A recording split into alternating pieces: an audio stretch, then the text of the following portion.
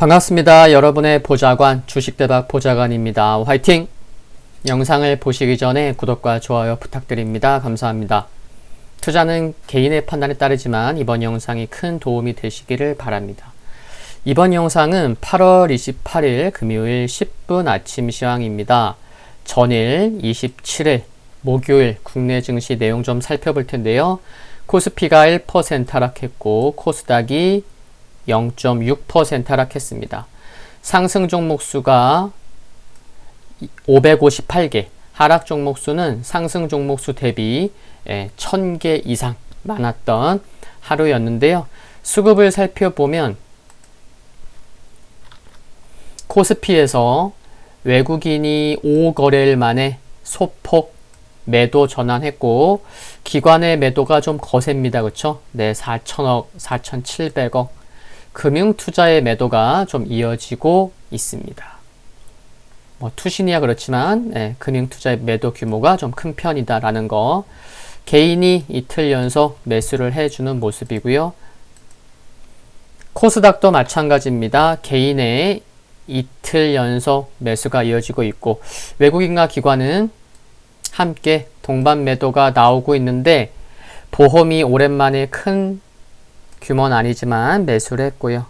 그리고 연기금 3거래일 연속 매수를 이어가고 있습니다.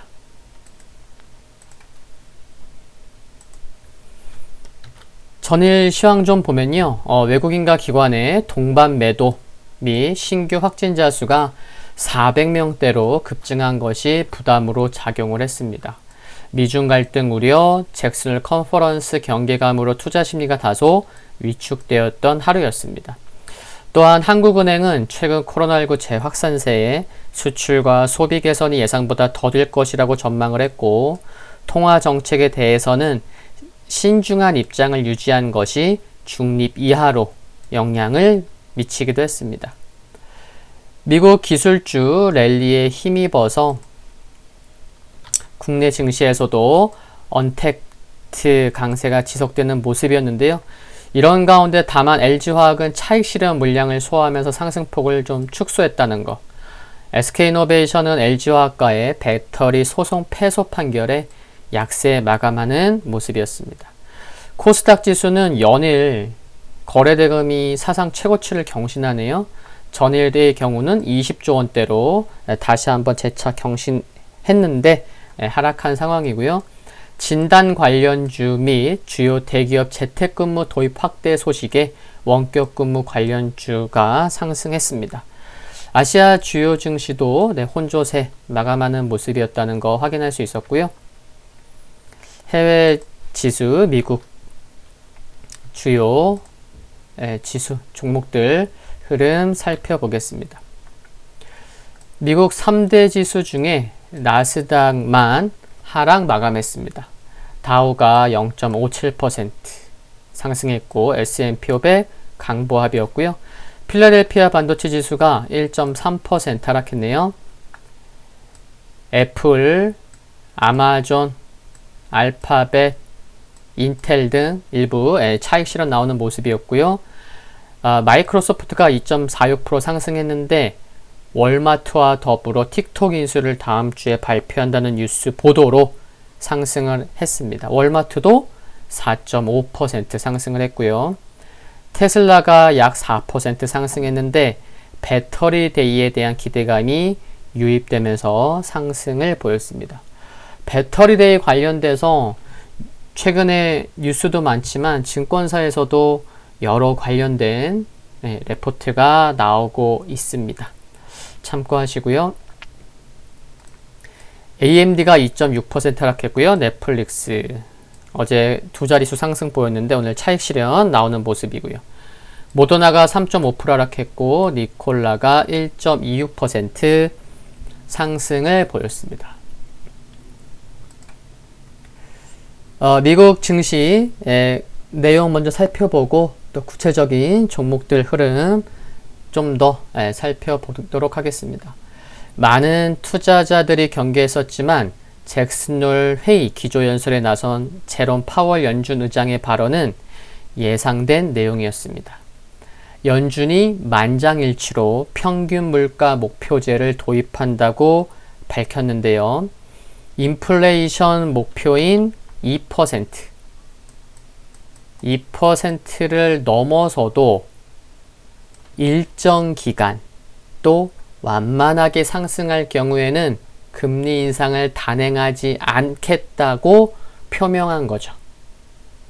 저널들은 연준의 이런 선택은 30년 넘게 이어진 관행이 물가 상승하는 것을 막기 위해 선제적으로 금리를 올리는 것에서 탈피하는 것이라고 설명하기도 했습니다. 한편 파월 연준 의장의 발언 이후 국채금리는 잠시 하락하기도 했었지만 곧바로 상승 전환 후에 급폭을 확대했고 달러화도 발언 직후 약세를 보이기도 했지만 곧바로 강세 전환을 했죠. 그래서 이 영향으로 기술주는 상승 출발 후에 하락 전환했고 금융주는 하락 출발 후에 반대로 상승 전환하는 모습이 나왔습니다. 그래서 나스닥은 하락했고 다우가 나스닥보다 상대적으로 1% 넘게 상승한 거죠. 그 차이를 보면 또 연준은 완전 고용 목표에 대한 성명도 일부 변경했다고 밝혔는데 고용이 완전 고용 수준에 못 미치는 상황 개선에 더욱 집중하겠다는 의미로 풀이해 볼 수가 있었습니다. 종목들 보면요. 의료기기 회사인 에보트 영향이 컸어요, 오늘. 에보트가 7.85% 상승했는데 미국 정부가 코로나 진단 키트 1억 5천만 개 이상을 구매 발표 후에 급등을 했죠. 그러다 보니 15분 이내에 그 결과가 발표되는 점을 감안해서 그러면은 좀 이동이 자유로워지는 거 아니야? 빨리 신속히 발표되니까 그런 우려감이 좀 없어지면서 항공주, 리조트, 호텔 업종 상승했고요. 그리고 카니발, 로얄 크루즈 등의 크루즈 업종, 또 부킹닷컴, 익스피디아 등 여행주가 전반적으로 상승을 했습니다. 또한 의료기기 업종도 에보트 효과로 강세를 보이면서 메트로닉이 2.67% 상승했고 스트라이커가 3.8% 상승을 보였습니다. 그리고 조금 전에 말씀드렸지만 은행주가 좀 상승했다고 했잖아요. 국채금리 상승하면서 그래서 JP모건이 3.29% 상승했고요. 웰스파고가 2.2%, 키코프가 3.3%, BOK 파이낸셜이 1.49% 상승하는 등 전반적으로 은행주가 상승한 것도 알 수가 있었습니다. 유럽 증시는 좀 흐름이 약했어요. 그쵸? 이탈리아는 1%대 하락을 보이기도 했었는데요. 역시나 잭슨홀 회의에서 제롬 파월 연준 의장이 한 연설을 주시한 가운데 하락을 보였습니다. 예상된 부분이긴 했지만 하락을 좀 보였었고요. 그리고 중국 상해지수 0.6% 상승했는데 중국 최대의 전자상거래 기업인 알리바바의 핀테크 전문금융 자회사인 엔트그룹이 홍콩과 상하이 증시에 동시 상장을 신청한 것 등이 기술주에 대한 기대감을 키웠고 또한 중국 7월의 공업이익이 전년 대비 19.6% 증가한 것이 긍정적으로 작용하며 상승했습니다. 유가가 미국 허리케인 영향 소식으로 0.8% 하락했고요.